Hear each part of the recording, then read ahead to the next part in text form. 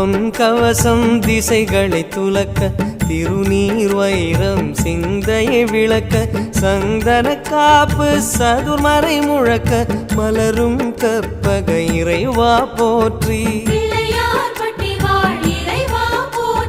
கலியுகம் காக்கும் கணபதி நாதா வலம்புரி நாதா அபயம் அபயம் அபயம் அருளும் இறைவா போற்றி